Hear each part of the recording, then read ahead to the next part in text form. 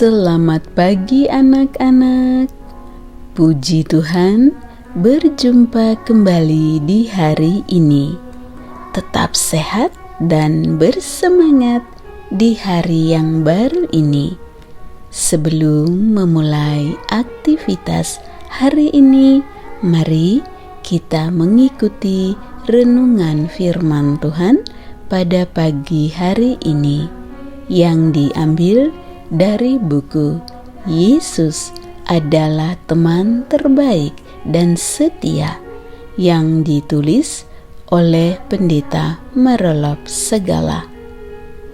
Judul renungan firman Tuhan pada pagi hari ini adalah Markus, penulis Injil perihal Yesus. Sebelum kita lanjutkan, mari kita awali dengan doa. Terima kasih Tuhan Yesus untuk hari yang baru ini. Sekarang kami siap untuk mendengar firman-Mu. Kiranya Roh Kudus-Mu hadir bersama kami. Terima kasih Tuhan Yesus. Amin. Ayat renungan firman Tuhan pada pagi hari ini diambil dari buku Markus pasal 1 ayat 1. Inilah permulaan Injil tentang Yesus Kristus, Anak Allah. Markus adalah salah seorang yang menuliskan kisah Yesus. Menurut Markus bahwa menceritakan kisah Yesus itu berarti Injil. Injil artinya berita sukacita. Dengan kata lain, bahwa ketika Markus menuliskan kisah Yesus dalam bukunya untuk dibaca orang lain, maka dia yakin bahwa dia sedang memberitakan berita sukacita. Karena Markus percaya bahwa Yesus yang lahir di dunia ini adalah Tuhan Allah yang datang bukan untuk dilayani, melainkan untuk melayani dan untuk memberikan nyawanya menjadi tebusan bagi banyak orang. Markus 10 ayat 45. Jadi, tulisan Markus dalam kitab Injilnya adalah berita penebusan. Markus adalah pengikut Yesus, tetapi bukan dari salah seorang dari 12 murid Yesus.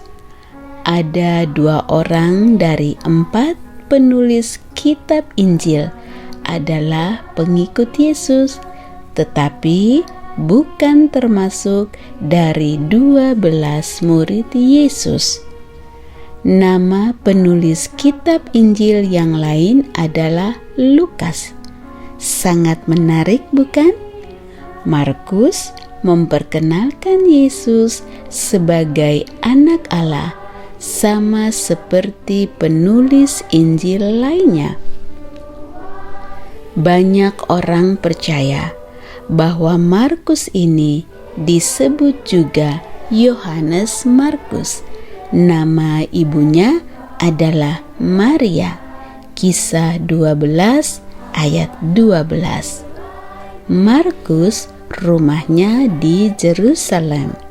Di rumahnya sering banyak orang yang percaya dan pengikut Yesus berkumpul dan berdoa serta belajar firman Tuhan. Dia menjadi seorang pengagum kepada Yesus. Ketika Rasul Paulus mengadakan perjalanan penginjilan, Markus yang disebut Yohanes Markus ini sering ikut, dan ketika selama dalam perjalanan penginjilan bersama dengan Paulus inilah Dia menuliskan kitab Injilnya. Tujuannya adalah supaya lebih meyakinkan orang-orang yang bukan keturunan Yahudi tentang siapakah Yesus itu. Karena sudah mulai banyak orang yang bukan Yahudi mendengar dan percaya kepada berita sukacita tentang Yesus.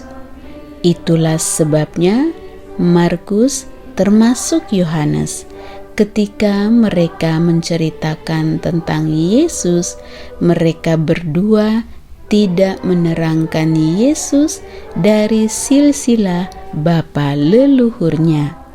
Mereka berdua sangat rindu meyakinkan orang-orang yang bukan Yahudi bahwa Yesus itu adalah Allah yang diutus.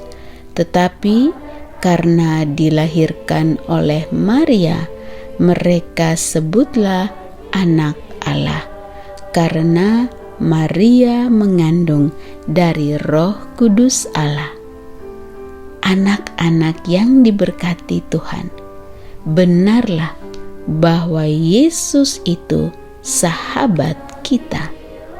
Dia adalah anak Allah yang datang untuk menebus dan menyelamatkan banyak orang yang percaya dan menerima Dia, termasuk kita sendiri.